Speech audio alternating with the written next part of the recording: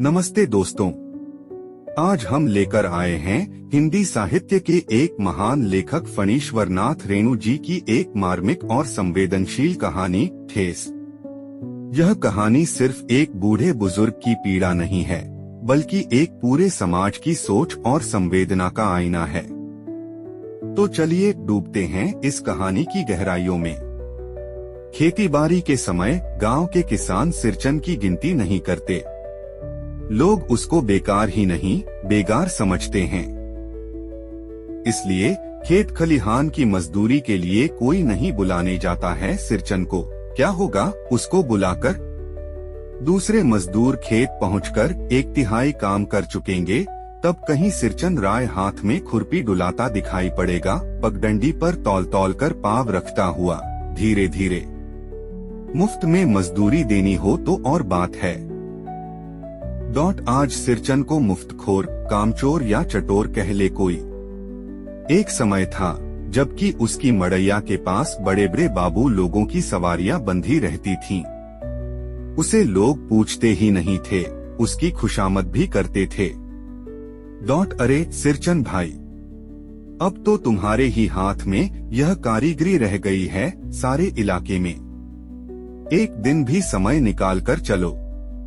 कल बड़े भैया की चिट्ठी आई है शहर से, सिरचन से एक जोड़ा चिक बनवाकर भेज दो। मुझे याद है मेरी माँ जब कभी सिरचन को बुलाने के लिए कहती, मैं पहले ही पूछ लेता भोग क्या क्या लगेगा। माँ हंसकर कहती, जा बेचारा मेरे काम में पूजा भोग की बात नहीं उठाता कभी। ब्राह्मण टोली के पंचानंद चौधरी के छोटे लड़के को एक बार मेरे सामने ही बेपानी कर दिया था सिरचन ने। तुम्हारी भाभी नाखून से खांटकर तरकारी परोसती है और इमली का रस सालकर कढ़ी तो हम कहार कुम्हारों की घरवाली बनाती हैं। तुम्हारी भाभी ने कहाँ से बनाई? इसलिए सिरचन को बुलाने से पहले मैं माँ को पूछ लेता। सिरचन को देखते ही माँ हुलसकर कहती, आओ सिरचन, आज नैनू मथ रही थी तो तुम्हारी याद आई। घी की डाढ़ी खखोरन के साथ चूड़ा तुमको बहुत पसंद है और बड़ी बेटी ने ससुराल से संवाद भेजा है, उसकी ननद रूठी हुई है मोती के शीतल पार्टी के लिए। सिरचन अपनी पनियारी जीभ को संभाल कर हंसता, घी की सुगंध सूंघकर आ रहा हूँ काकी। नहीं तो इस शादी ब्याह के मौसम में दम मारने की भी छुट्टी कहाँ मिलती है। सिरचन जाति का कारीगर है। मैंने घंटों बैठकर उसके काम करने के ढंग को देखा है। एक एक मोती और पटेर को हाथ में लेकर बड़े जाता से उसकी कुच्ची बनाता, फिर कुच्चियों को रंगने से लेकर सुतली सुलझाने में पूरा दिन समाप्त। काम करते समय उसकी तन्मयता में जरा भी बाधा पड़ी कि गेहूं सांप की तरह फुफकार उठता, फिर किसी दूसरे से करवा लीजिए काम। सिरचन मुहजोर है, कामचोर नहीं, बिना मजदूरी के पेट भर भात पर काम करने वाला कारीगर। दूध में कोई मिठाई न मिले तो कोई बात नहीं, किंतु बात में जरा भी झाल वह नहीं बर्दाश्त कर सकता। सिरचन को लोग चटोर भी समझते हैं।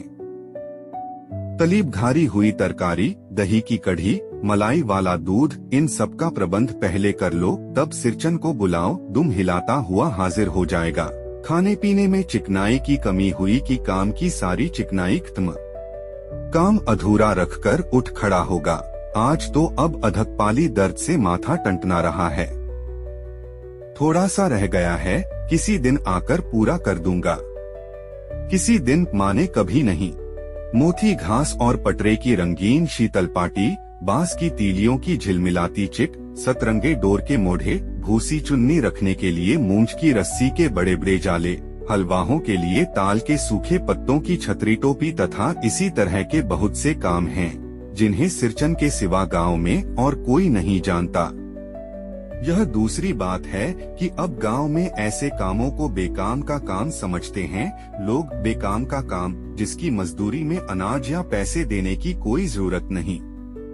पेट भर खिला दो, काम पूरा होने पर एकाध पुराना धुराना कपड़ा देकर विदा करो। वह कुछ भी नहीं बोलेगा, कुछ भी नहीं बोलेगा, ऐसी बात नहीं। सिरचन को बुलाने वाले जानते हैं, सिरचन बात करने में भी कारीगर है। महाजन टोले के भज्जू महाजन की बेटी सिरचन की बात सुनकर तिलमिला उठी थी। ठहरो, मैं माँ से जाकर कहती हूँ। इतनी बड़ी बात ही है बिटिया।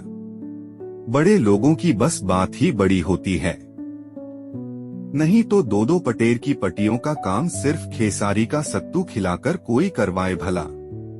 यह तुम्हारी माँ ही कर सकती है बबुनी, सिरचन ने मुस्कुराकर जवाब दिया था। उस बार मेरी सबसे छोटी बहन की विदाई होने वाली थी।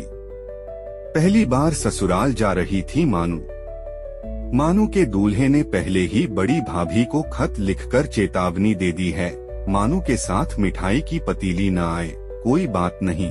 3 जोड़ी फैशनेबल चिक और पटेर की 2 शीतल पार्टियों के बिना आएगी मानू तो भाभी ने हंसकर कहा, बैरन वापस, इसलिए 1 सप्ताह से पहले से ही सिरचन को बुलाकर काम पर तैनात करवा दिया था माँ ने। देख सिरचन, इस बार नई धोती दूंगी, असली मोहर छाप वाली धोती।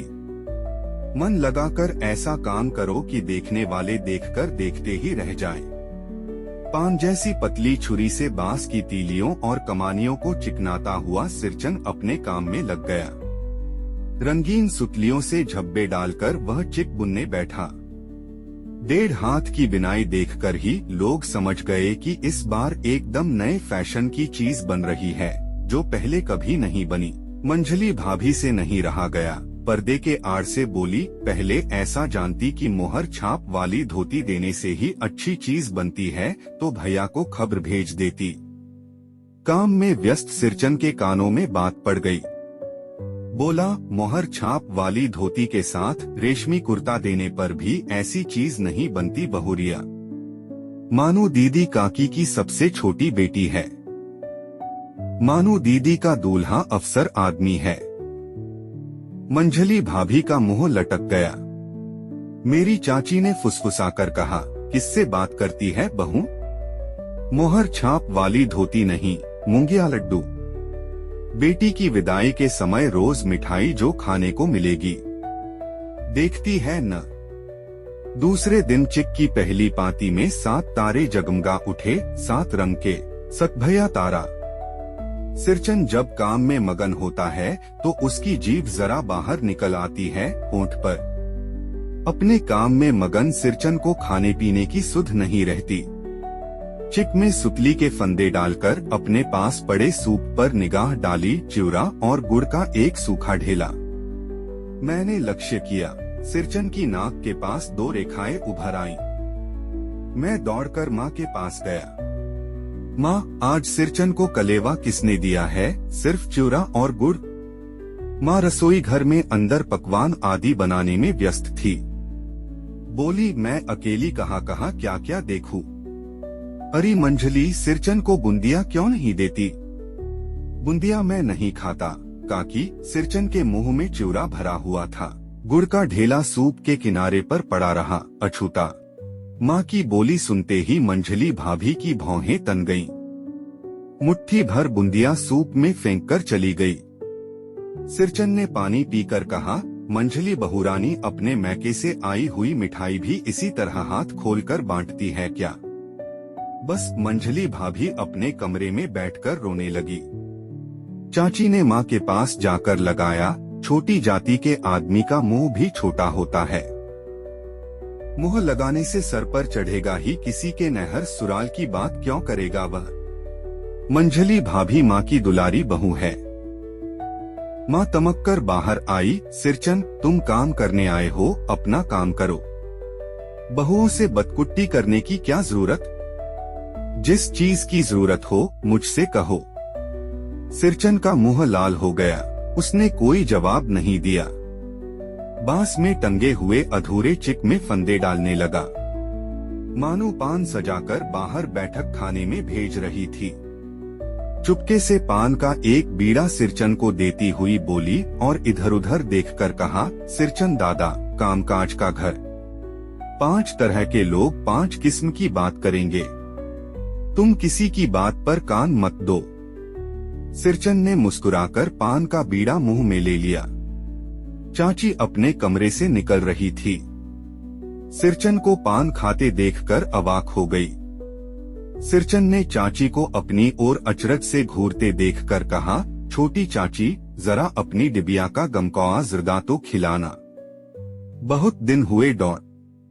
चाची कई कारणों से जली भुनी रहती थी। सिरचन से गुस्सा उतारने का ऐसा मौका फिर नहीं मिल सकता। झनकती हुई बोली, मस्खरी करता है? तुम्हारी चढ़ी हुई जीभ में आग लगे। घर में भी पान और गमकौआ ज़र्दा खाते हो? डॉट चटोर कहीं के, मेरा कलेजा धड़क उठा। यकपरो नास्ती। बस सिरचन की उंगलियों में सुतली के फंदे पड़ गए। मानो कुछ देर तक वह चुपचाप बैठा पान को मुंह में घुलाता रहा। फिर अचानक उठकर पिछवाड़े पीक थूक आया। अपनी छुरी, हंसिया वगैरह समेट संभालकर झोले में रखे। टंगी हुई अधूरी चिट पर एक निगाह डाली और हनहनाता हुआ आंगन के बाहर निकल गया। चाची बड़बड़ाई, अरे बाप रे बाप, इतनी तेजी! कोई मुफ्त में तो काम नहीं करता। 8 रुपए में मुहर छाप वाली धोती आती है। इस मुहझौसे के मुंह में न लगाम है, न आंख में शील। पैसा खर्च करने पर सैकड़ों चिप मिलेंगी। बांतर टोली की औरतें सिर पर गट्ठर लेकर गलीगली मारी फिरती हैं। मानो कुछ नहीं बोली, चुपचाप अधूरी चिप को देखती रही। सातों तारे मंद पड़ गए। माँ बोली, जाने दे बेटी, जी छोटा मत कर, मानू गए। मेले से खरीद कर भेज दूंगी। मानू को याद आया, विवाह में सिरचन के हाथ की शीतल पाटी दी थी माँ ने।